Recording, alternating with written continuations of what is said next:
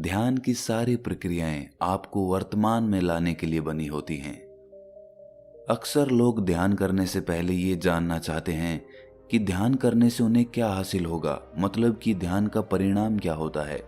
ये गौर करने की बात है कि ये सवाल जो उसके मन में उठ रहा है, ये भविष्य की चिंता का ही रूप है। क्योंकि ध्यान तो अभी करना होता है, लेकिन उसका परिणाम हमेशा भविष्य में मिलता है।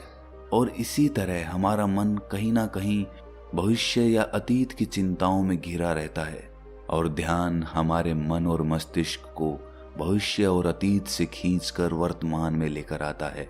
और जब हमारा मन एक बार वर्तमान का मजा चख लेता है तो उसे वास्तविक आनंद का अनुभव होता है। एक इंसान की पूरी जिंदगी अगर 2 शब्दों में समाहित की जाए तो वो 2 शब्द होंगे सुख और दुख।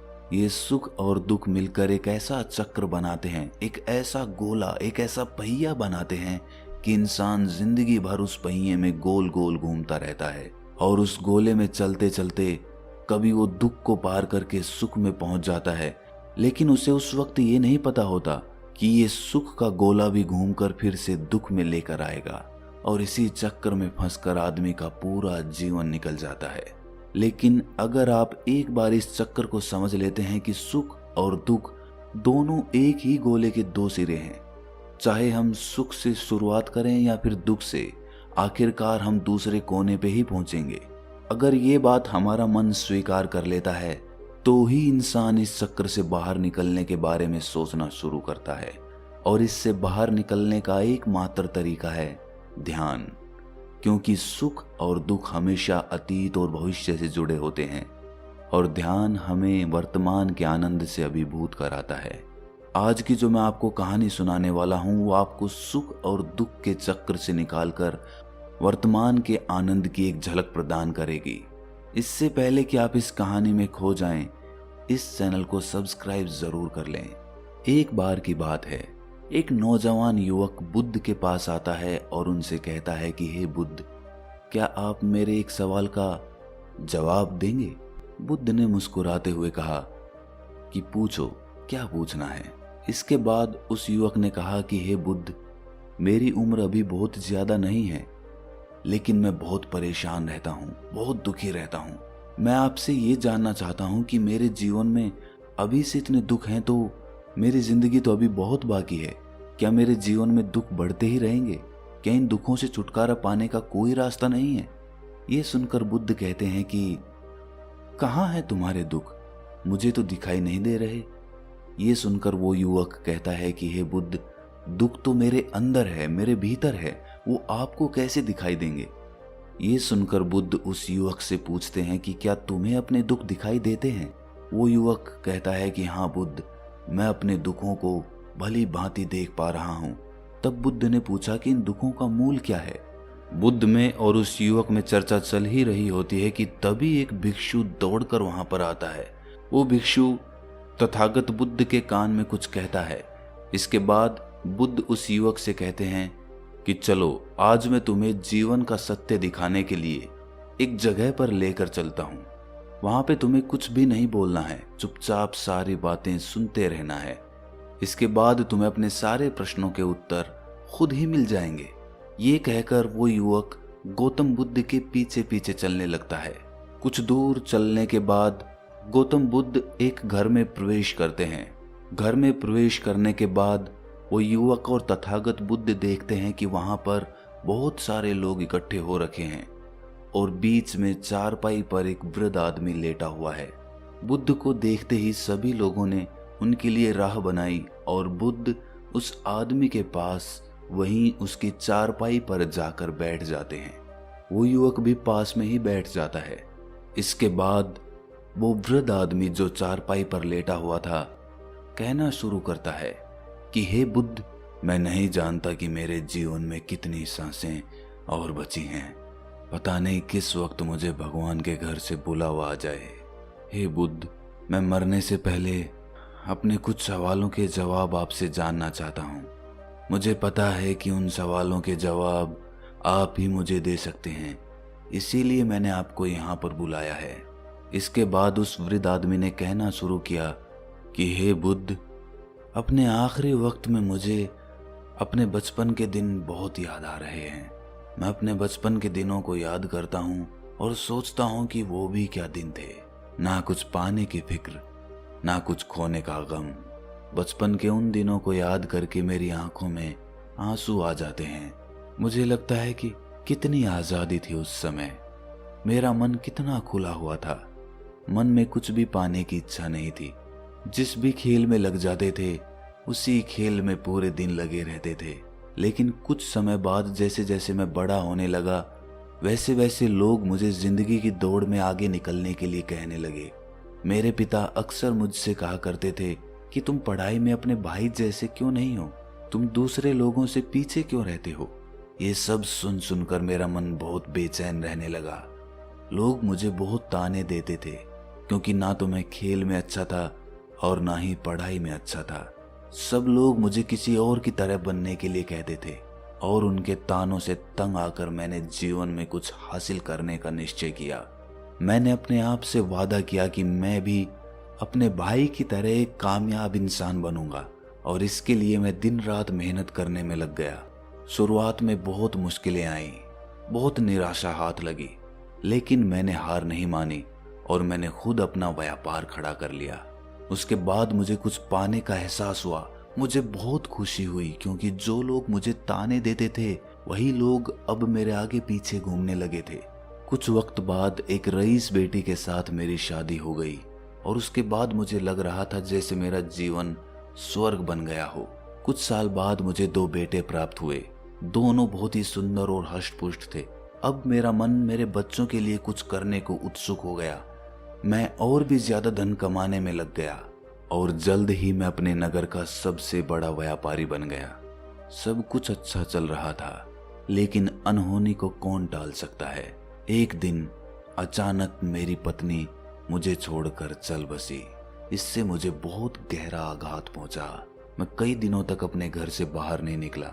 मेरे बेटे मुझे हिम्मत देते थे कि पिताजी, माताजी तो नहीं रही और जो हो चुका वो वापस नहीं आ सकता, लेकिन हम दोनों भाई आपका हमेशा साथ देंगे, आपकी हमेशा सेवा करेंगे। आपको किसी बात की कोई चिंता करने की आवश्यकता नहीं है। और धीरे धीरे मैंने भी अपने मन को समझा लिया कि अब तो मुझे अपनी प्रिय पत्नी के बिना ही जीना पड़ेगा। इसीलिए मैंने अपना मन अपने बेटों के साथ जोड़ लिया। उनकी खुशी में ही मुझे खुशी होती थी, उनके दुख में ही मुझे दुख होता था। इसके बाद उस वृद्ध आदमी ने कहा कि हे बुद्ध, इस जीवन चक्र में अक्सर मुझे महसूस होता था कि आखिर जीवन क्या है। जीवन को उसकी गहराइयों में कैसे जाना जाए। ये कैसे जाना जाए कि मैं कौन हूँ और मैं इस दुनिया में क्या करने के लिए आया हूँ। ऐसे तमाम सवाल मेरे मन में उठते रहते थे। और मुझे आपके बारे में भी पता चला कि बुद्ध ऐसी ध्यान की प्रणालियां बताते हैं जिससे जीवन का मतलब समझा जा सकता है।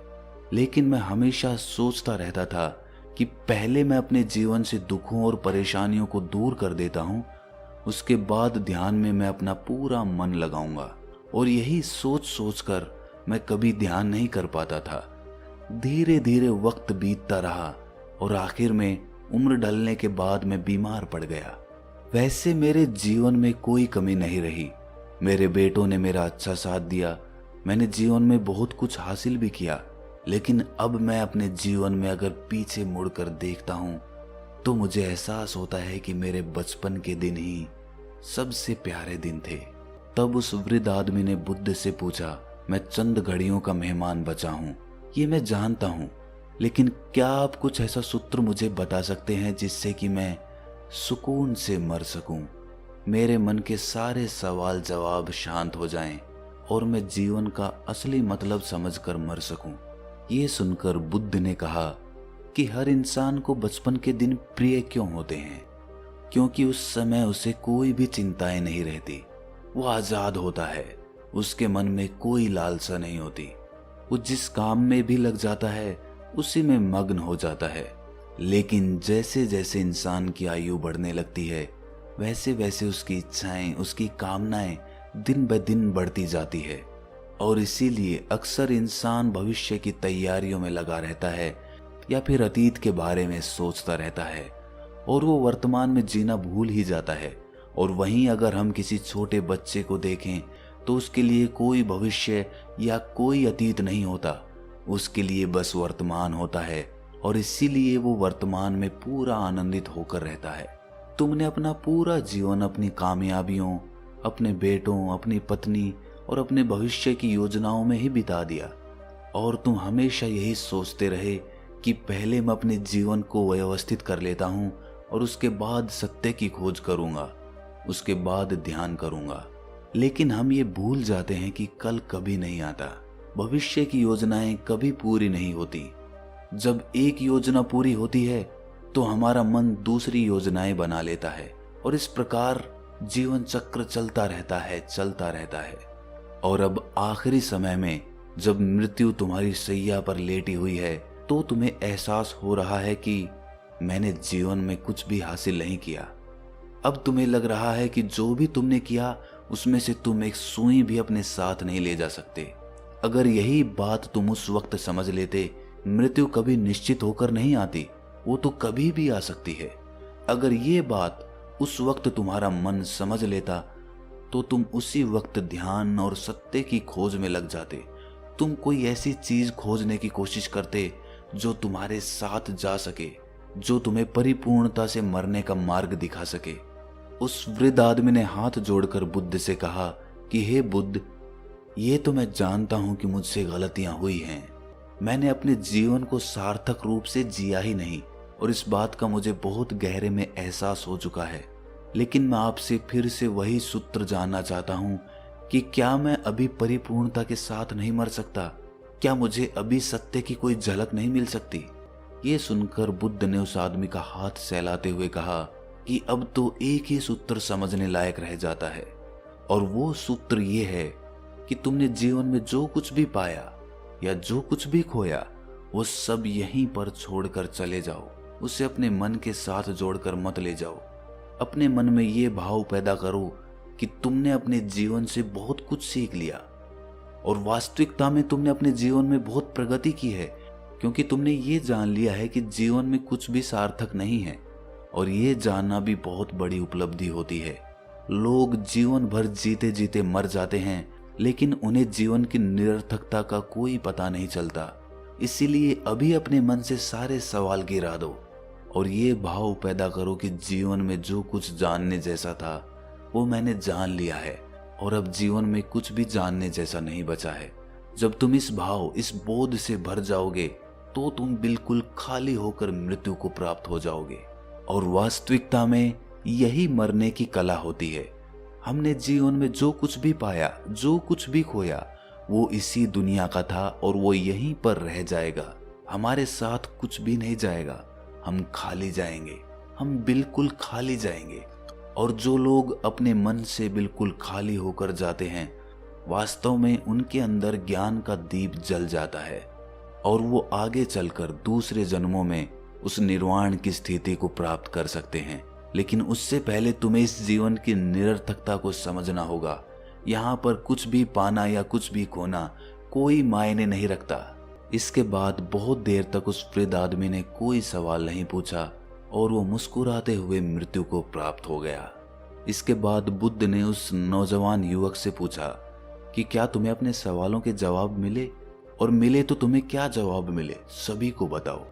उस युवक ने कहा कि हे बुद्ध, मुझे अपने सवालों के जवाब मिल गए हैं। इस वृद्ध आदमी के जीवन चक्र से मैं समझ गया हूं कि जीवन में कुछ भी पाने जैसा नहीं होता। सुख हो या दुख हो, सब कुछ यहीं पीछे रह जाता है और अगर हम इसी चक्र में फंसे रह जाएंगे तो हम सत्य को कभी नहीं जान पाएंगे। इसीलिए जीवन में सुख और दुख तो चलते ही रहेंगे, इसके साथ साथ चलते हुए ही हमें सत्य की खोज करनी पड़ेगी। लेकिन बुद्ध, मेरे मन में अब भी एक सवाल बाकी है जिसका जवाब जानना सबके लिए बहुत ज्यादा जरूरी है। मेरा सवाल है कि मैं ध्यान की यात्रा करने के लिए बहुत प्रेरित हुआ हूं, लेकिन मुझे कोई मार्ग नहीं पता। ध्यान कैसे किया जाता है? कि ध्यान की सभी प्रक्रियाएं तुम्हें होश में लाने के लिए ही बनी है, तुम्हें वर्तमान में लाने के लिए बनी है। अगर तुम किसी भी काम को पूरी उपस्थिति के साथ, पूरे एकाग्र भाव से अपने आप को पूरा इकट्ठा करके कर सकते हो तो तुम ध्यान में ही होते हो। लेकिन हमारा ध्यान इधर उधर भटकता रहता है। अपना काम करते करते वर्तमान में रहने के लिए मैं तुम्हें एक छोटी सी विधि बताता हूँ, जिसके जरिए तुम अपना काम भी कर सकते हो और ध्यान को भी समझ सकते हो। जब भी तुम चलते फिरते हो, उठते बैठते हो, सिर्फ अपनी सांसों पर ध्यान लगाना शुरू करो। सांस किस नाक से आ रही है, किस नाक से जा रही है, नाक के कौन से कोने से टकरा रही है, सिर्फ तुम उसके साक्षी भर हो जाओ। सिर्फ उसको देखते रहो। कुछ भी काम कर रहे हो, चल रहे हो, फिर रहे हो, खाना खा रहे हो, सिर्फ अपनी सांस पर ध्यान लगाओ। और ये करते वक्त तुम्हें महसूस होगा कि तुम्हारा दिमाग, तुम्हारे विचार तुम्हें इधर उधर ले जाते हैं, लेकिन थोड़ी देर बाद तुम्हें फिर से होश आएगा कि तुम्हें अपनी सांसों पर ध्यान लगाना है और तुम्हारा ध्यान फिर से सांसों पर टिक जाएगा। और धीरे धीरे जब तुम अपने विचारों को देखने लगोगे तो तुम पाओगे कि विचार विलीन होने लगे हैं। तुम्हारे अंदर बस एक खाली मैदान बचा हुआ है। सारे सवाल जवाब विलीन हो चुके हैं। इसके बाद बुद्ध ने कहा कि सांसें जो होती हैं वो वर्तमान में चलती है, ना ही वो भविष्य में चलती हैं, ना ही अतीत में चलती है। वो वर्तमान होता है, वही वर्तमान स्थिति होती है। और जब तुम अपनी सांसों से जुड़ जाते हो तो तुम वर्तमान में ध्यान लगाना सीख जाते हो, क्योंकि सांसें जिन पर तुम ध्यान लगा रहे हो वो वर्तमान में चल रही होती है। इसके बाद धीरे धीरे कदम दर कदम तुम्हें ध्यान का खुद ही एहसास होने लगेगा। फिर तुम जो भी काम करोगे उसमें तुम्हारा पूरा चित्त लगा होगा। तो शुरुआत वहीं से करो जहां पर तुम हो। यहीं से, अभी से अपनी सांसों को पकड़ना शुरू कर दो। तो दोस्तों, कैसी लगी आपको ये कहानी कमेंट सेक्शन में जरूर बताना, और अच्छी लगी तो इस चैनल को सब्सक्राइब करना मत भूलना। तो मिलते हैं अगली कहानी में, तब तक के लिए अपना ख्याल रखें।